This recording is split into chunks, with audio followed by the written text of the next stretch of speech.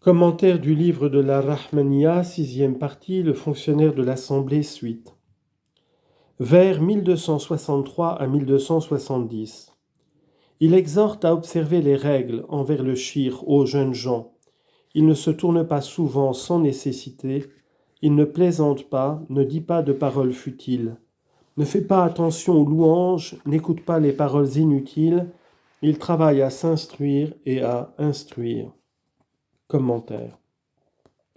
Dans le misbah, on entend par le mot adab tout exercice louable par lequel l'homme cherche à acquérir une vertu, d'après Abu Zaïd al-Ansari.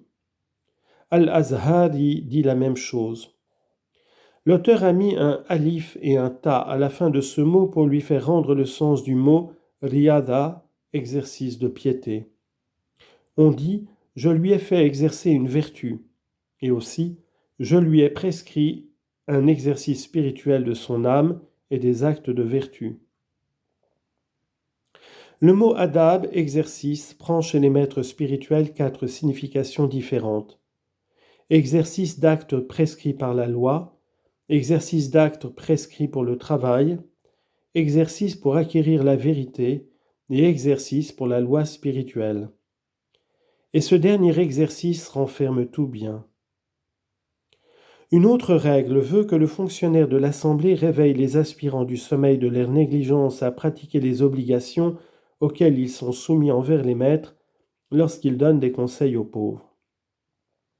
Une règle oblige ce fonctionnaire à garder une tenue louable et à avoir un extérieur digne, à avoir une façon d'agir correcte, à se montrer calme, à mériter le respect de tous, à ne pas se tourner trop souvent à droite et à gauche, par devant et par derrière sans nécessité. Ce serait une marque de légèreté et un manque de patience. Une autre règle lui prescrit de ne pas trop plaisanter. La plaisanterie n'est permise qu'aux parfaits. L'usage de la plaisanterie appropriée au caractère des gens ne convient qu'à des hommes qualifiés, ayant acquis le rang d'hommes parfaits, jouissant de la possession de leurs actes et de leurs états d'âme. Seuls ceux-là ne dépassent pas les limites permises. Cela ne convient pas aux aspirants ni à ceux qui les fréquentent comme le fonctionnaire. Aussi leur a-t-on fait une obligation de s'abstenir de la plaisanterie afin de leur faire éviter ce qui ne convient pas. Quelqu'un a dit « Dépasser la mesure en cette matière fait perdre la dignité et met contre toi les insensés. » Dans le Muhahib, on dit « L'utilité seule est une raison d'employer la plaisanterie et à condition qu'elle ne dépasse pas les limites, sinon c'est illicite ou blâmable. »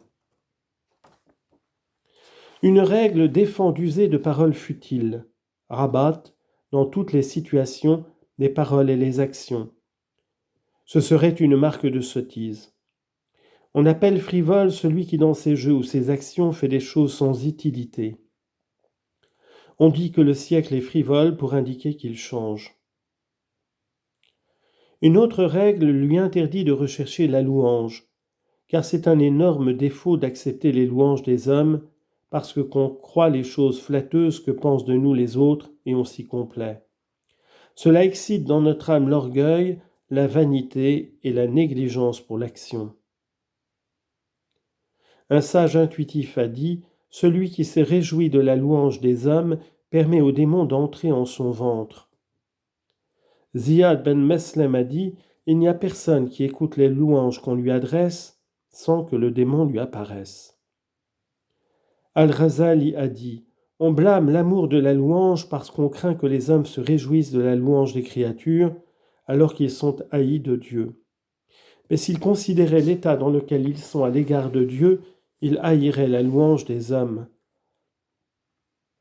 L'imam Ibn Atta Allah a dit « Les gens te louent du bien qu'ils pensent trouver en toi, mais toi, blâme-toi toi-même du mal que tu connais se trouver en ton âme. » L'auteur a dit « Le plus insensé des hommes est celui qui nie ce qu'il connaît de certain en lui pour s'attacher au jugement des hommes. » Un sage intuitif a dit « Lorsqu'on te dit quel excellent homme tu es, mieux vaudrait qu'on te dise quel mauvais homme tu es.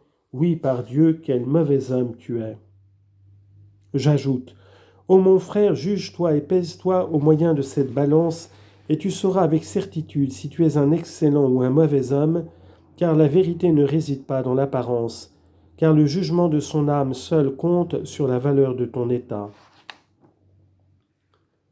Ibn Ata Allah a dit, celui qui reçoit une louange doit rougir devant Dieu de se voir loué pour une qualité qu'il ne voit pas dans son âme.